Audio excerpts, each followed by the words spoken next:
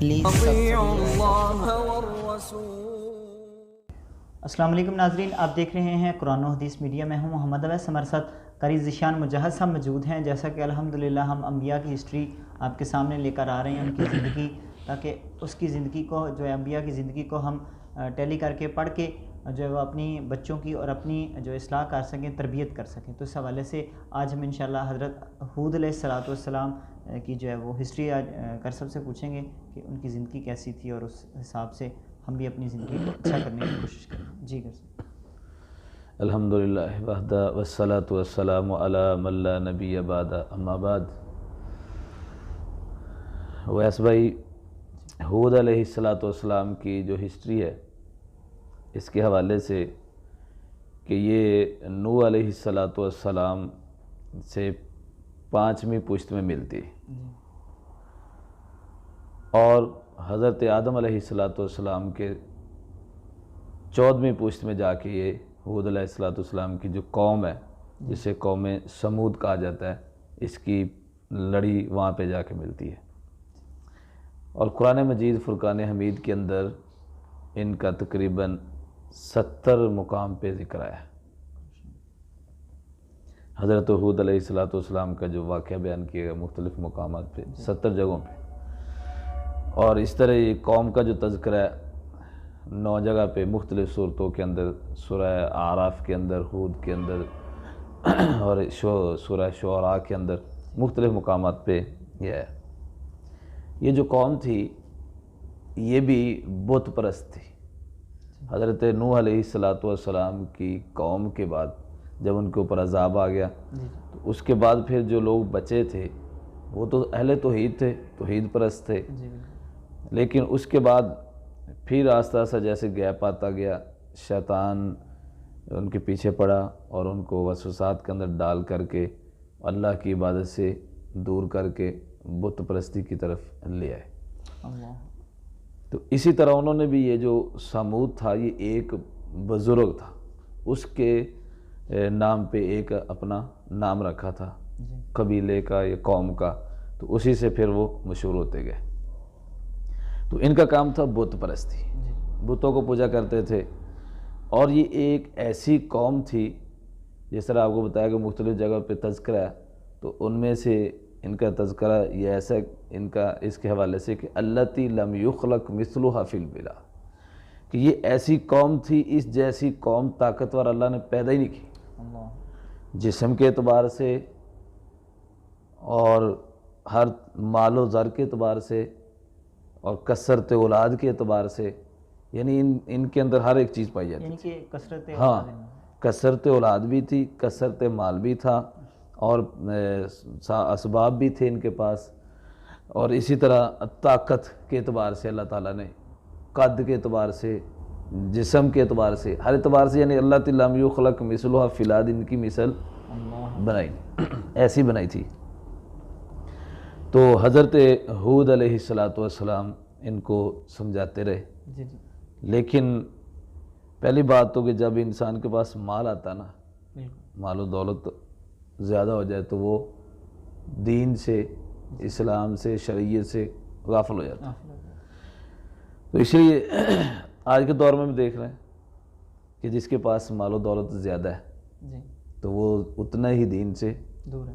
اکثریت کے اعتبار سے. ایسے لوگ بھی ہیں کہ جن کو اللہ نے مال و دولت دیا ہے لیکن وہ دین کے ساتھ وابستہ ہیں. صحابہ کرام رضوان اللہ علیہ اجمعین کی زندگی دیکھ لیں، حضرت عثمان غنی رضی اللہ تعالیٰ عنہ، اور اسی طرح عبد الرحمن بن عوف رضی اللہ تعالیٰ عنہ، اور مختلف صحابہ ہیں جن کو اللہ نے مال و دولت دیا تھا، بہت زیادہ خرچ بھی کرتے تھے، اسلام کے ساتھ ہر معاملے میں وہ معاون تھے، تعاون رکھتے تھے. تو اس میں ہمیں یہ سبق ملتا ہے کہ اگر اللہ تعالیٰ نے انسان کو مال دیا ہے تو اس میں انسان کی کوئی نہیں ہے، محنت کوشش تو ہوتی ہے انسان کی، لیکن کمال نہیں ہے اس کے اندر. یہ کمال تو اللہ رب العالمین کا ہے، مال و دولت اس کو دیا ہے.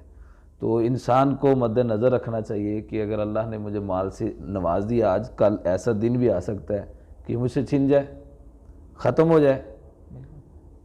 تو اللہ انسان کو آزماتا ہے، کبھی مال دے کے، کبھی مال چھین کے، کبھی کثرت اولاد کی وجہ سے زیادہ اولاد، اور کبھی اولاد دے کے اللہ چھین لیتا ہے. تو یہی بات تھی ان کے اندر، مال کی بھی کثرت تھی، اولاد کی بھی کثرت تھی، اور جسمانی اعتبار پہ بھی بڑے تھے. تو وہ اپنے آپ کے اوپر گھمنڈ کرتے تھے، غرور کرتے تھے کہ ہمارے جیسا کوئی نہیں ہے، نہ ہمارے مقابلے میں کوئی بندہ آ سکتا ہے. تو حود علیہ السلام کو وہ آگے سے یہی کہتے تھے کہ کمزور کو اللہ نے نبی بنا کے بھیجنا. تو یہ تقریباً اکثریت میں رہا، کوئی نبی بنانا تھا، کوئی بڑے کو بناتا، کوئی مالدار کو، دولت مند کو، ساز و سامان والے کو، مال و متاع والے کو، تو غریب کو بنا کے نبی ہماری طرف بھیج دیا. بر انہوں نے تبلیغ کی، ایک اللہ کی طرف بلایا، توحید کی طرف بلایا. جتنے بھی انبیاء آئے ہیں سب سے پہلے توحید کی دعوت دی کہ ایک اللہ کو مانو اور اس کی عبادت کرو، کیونکہ وہی ہمارا خالق، وہی ہمارا مالک، ہر ہماری مشکل کو دور کرنے والا وہ اللہ رب العالمین کی ذات ہے. آج بھی ہمارے لیے یہ سبق ہے کہ جو لوگ کچھ بتوں کی پوجا کر رہے ہیں وہ تو چلو غیر مسلم، ہمارے جو مسلمان ہیں وہ بھی غیر اللہ کو پوج رہے ہیں. یعنی جو اللہ عطا کرتا ہے ہر چیز وہ کسی اور سے جا کے مانگتے ہیں. تو ہمارے لیے بھی یہ سبق ہے کہ اللہ رب العالمین ایک ہے، جب تک وہ نہ چاہے کوئی کچھ نہیں کر سکتا. اگر ساری کائنات ایک سائڈ پہ ہو جائے، وہ تکلیف دینے لگے، تو اللہ کی اگر مرضی نہیں ہے، منشا نہیں ہے، تو وہ نہیں پہنچ سکتی. اگر اللہ کی طرف سے انسان کے اوپر کوئی پریشانی، دکھ، تکلیف آ گئی، فلا کاشف لا، اسے کوئی دور کرنے والا ہی نہیں. سورہ یونس کے اندر اللہ رب العالمین نے یہ ارشاد فرمایا. بہرحال ان لوگوں نے حود علیہ السلام کی بات نہ مانی. وجہ یہی تھی کہ تکبر آ گیا ان کے اندر. تو تکبر ایک ایسی چیز ہے کہ جس نے شیطان کو بھی گمراہ کر دیا، دین سے دور کر دیا. وہی تھا کہ جو عبادت کر کر کے اللہ کا قرب حاصل کر چکا تھا. اور جب انسان کے اندر حسد آ جائے، تکبر آ جائے، غرور آ جائے، یعنی جیسے ہم پنجابی میں کہتے ہیں میں آ جائے، جو بندہ سمجھے نا کہ میں ہوں، جب میں اس کے دل میں آئی تو وہ اگر قرآن کا قاری ہے تو اس کے دل میں آ گیا نا کہ میں ہوں، تو ہم نے آزما کے دیکھا وہ جانواز پہ کھڑا ہوا بھول جاتا ہے. یہ بات ہے. اگر تھوڑی سی میں آ گئی، اگر کسی سخی کے اندر میں آ گئی، یا مجاہد کے اندر میں آ گئی، کوئی بھی نیکی کا کام کرنے والا جب میں آ جائے گی، وہ دنیا کے اوپر بھی اس کو ذلیل ہوتے دیکھا ہے، اور کل قیامت کے دن بھی اس کی نبی صلی اللہ علیہ وسلم نے فرمایا کہ سب سے پہلے جن کے ساتھ وہ آگ کو تپایا جائے گا، جہنم کی آگ کو، وہ یہی لوگ ہوں گے. میں ریاکاری، دوسرے الفاظ میں کو ریاکاری کہا جاتا ہے کہ ہمارے صاحب اللہ سے دعا بھی کرنی چاہیے کہ یا اللہ اس کام سے مجھے دور رکھ. نبی صلی اللہ علیہ وسلم دعا کیا کرتے تھے اللہم طہر قلبی من النفاق وعملی من الریا، کہ ریاکاری سے. تو ریاکاری یہی ہے کہ انسان سمجھے میں ہوں، میرے جیسا کوئی نہیں، جیسا میں پڑھتا ہوں ایسا کوئی نہیں پڑھتا، جیسی میرے اندر طاقت ہے کسی کے اندر، جتنا مال مجھے دیا ہے میں مال کے اپنے پاور پہ یہ کام کر سکتا ہوں. بڑے لوگ یہی ہیں نا، ان کو مال کے اوپر گھمنڈ ہوتا ہے نا، کثرت اولاد کے اوپر. چلو کثرت اولاد نہیں، کثرت افراد کر لے. یہ جو بڑی بڑی تنظیمیں ہیں، ہمارے پاس بہت کچھ ہے، ہاں بڑی بڑی پارٹی ہیں، ان کو یہی گھمنڈ ہے نا، ہم ایسے، ہمارے تعلق بڑے ہیں، ہمارے رابطے بڑے ہیں، باہر پارٹیوں کے ساتھ رابطے ہیں، ممالک کے ساتھ رابطے ہیں، ہم یہ کر دیں. تو جب میں آ گئی انسان کے اندر، وہ مارا گیا. آپ دیکھ لیں اس دور میں بھی سیاسی پارٹیوں کے اندر نظر دوڑا کے بالکل وہ پریشان ہے، اور جو کسی کو دیکھنا پسند نہیں کرتے تھے، آج وہ منتیں کرنے کے اوپر تلے ہوئے ذلیل ہو رہے ہیں نا. تو وہ کسی کو یعنی دیکھنا پسند نہیں کرتے تھے، دوسروں کی طرف دیکھ کے تھوکا کرتے تھے، اور آج ذلیل ہو رہے ہیں. تو یعنی مطلب یہ کہ جس کے دل میں میں آ گئی وہ دنیا پہ بھی ذلیل ہوتے دیکھا، اور کل قیامت کے دن بھی ذلیل ہوگا. یہی اثر تھا ان کا کہ انہوں نے ان چیزوں پہ گھمنڈ کیا. بڑی بڑی عمارتیں بناتے تھے، باقاعدہ قرآن کے اندر مختلف مقام پہ تذکرہ ہے ان کا کہ محل بناتے تھے پہاڑوں کی چوٹیوں کے اوپر، تکبر کی بنا پہ، اپنے آپ کو کچھ دکھلانے کے لیے اور لوگوں کے اندر اپنا منوانے کے لیے وہ بڑی بڑی بلڈنگیں اور عمارتیں بناتے تھے. آج ہمارے اگر معاشرے میں دیکھا جائے تو یہی بات ہے کہ ایک دو تین بھائی ہیں، ایک غریب ہے ایک امیر ہے، تو وہ بجائے اس کی کہ اس کی مدد کرے، اس کا ساتھ دے غریب کا، بلکہ اس کو جلانے کے لیے چڑھانے کے لیے اس کے سامنے وہ ایسے ایسے کام کرے گا کہ اس کو دیکھ کے دکھ ہوگا، پریشان ہوگا۔ اور دیکھنے مقابلہ بازی ہو رہی ہے ہمارے بھی، اب ایک اس نے اس کالونی میں لی جگہ تو ہم بھی اسی میں لیں گے، چاہے خودار پکڑے جو مرضی کرے، صرف کیا دکھانے کے لیے، لوگوں کے اندر اپنا آپ منوانے کے لیے کہ ہمارے جیسی کسی کی بلڈنگ نہیں، کوٹھی نہیں۔ یہ کام تھا حود علیہ السلام کی جو قوم تھی ان کا، قوم یعنی ان کے اندر اکڑ تھی، تکبر تھا، غرور تھا، ریاکاری تھی، میں تھی، یہ ساری یعنی ملتے جلتے الفاظ ہیں۔ حود علیہ السلام نے ان کو بارہا بار منع کیا کہ آپ بت پرستی چھوڑ دیں، ایک اللہ کی طرف آ جائیں۔ سب سے پہلی بات تو کہ اللہ کی عبادت کریں، جو ایک ذات ہے، سب کو پالنے والی، دینے والی، لینے والی، سارے معاملات کرنے والی۔ تو انہوں نے بجائے اس کے کہ اللہ کی عبادت کریں، الٹا نبی حود علیہ السلام کے بھی مخالف ہو گئے اور مذاق کرنا شروع کر دیا، برے بری باتیں اور طنزیہ الفاظ کہنا شروع کر دیے۔ 464 برس انہوں نے تقریباً عمر پائی ہے، واضح و نصیحت کرتے رہے، بارہا بار ان چیزوں سے منع کرتے رہے۔ بت پرستی جو مین ایشو تھا ان کا، دوسری بات یہ کہ وہ تکبر اور غرور کرتے تھے، اور وہ اس غرور کے نشے کے اندر اتنے مست ہو چکے تھے وہ کسی کو کچھ سمجھتے نہیں تھے۔ بہرحال جب نہ مانے تو حود علیہ السلام نے پھر جو بھی نبی آیا جب تنگ آ گیا اپنی قوم سے، انہوں نے بات کو نہ مانا تو پھر اللہ تعالیٰ سے بد دعا کر دی، یعنی عذاب کی دعا کر دی۔ اب وہی یہ ہر قوم کے اندر بھی یہ بھی رہا کہ وہ الٹا یہ کہتے تھے کہ وَيَقُولُونَ مَتَىٰ هَٰذَا الْوَعْدُ إِن كُنتُمْ صَادِقِينَ۔ جو نبی ہوتا تھا اس کو کہتے کہ اگر تو سچا ہے واقعی اپنے ان باتوں کے اندر، تو اللہ کا نبی ہے، پیغام لے کے آیا ہے، تو بعد نے تو معجزات اور نشانیاں مانگیں، نشانی اور معجزات ملنے کے باوجود بھی وہ نہ مانے، اور بعد کے اندر پھر انکار کر دیا۔ تو اسی طرح حود علیہ السلام کی جو قوم تھی، انہوں نے بھی کہ اگر آپ سچے ہیں اس میں تو آپ اللہ سے کہیں ہمارے اوپر عذاب بھیج دے، عذاب نازل کر دے۔ پھر وہ ان کے اوپر جو تھا نا عذاب ہے، یعنی یہ بت پرستی اور غرور اور تکبر کی وجہ سے حود علیہ السلام بار بار کہتے رہے وَيَا قَوْمِ اسْتَغْفِرُوا رَبَّكُمْ کہ تم اے میری قوم اپنے رب سے معافی طلب کرو۔ جب تم اپنے گناہوں کی معافی مانگو گے اور تم اللہ کی طرف رجوع کر لو گے تو اللہ تعالیٰ تمہیں نعمتوں سے نواز۔ لیکن یہ نہ ماننے کی وجہ سے پھر اللہ رب العالمین کی طرف سے ان کے اوپر عذاب مسلط ہونا شروع ہو گیا۔ وہ عذاب کیا تھا کہ ان کی اللہ نے بارش جو تھی وہ بند کر دی۔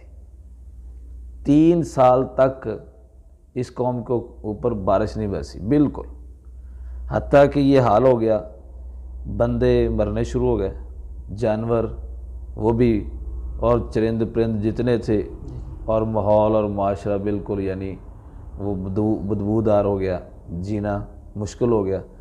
تو اس وقت حود علیہ السلام نے بار بار یہ کہا کہ آپ اپنے رب سے معافی مانگیں، اس کی طرف رجوع کریں، تو پھر اللہ وَيُرْسِلِ السَّمَاءَ کہ اللہ آسمان سے بارش برسائے گا تمہارے لیے موسلا دار، اور جس کے اندر تمہارے لیے فائدہ ہوگا۔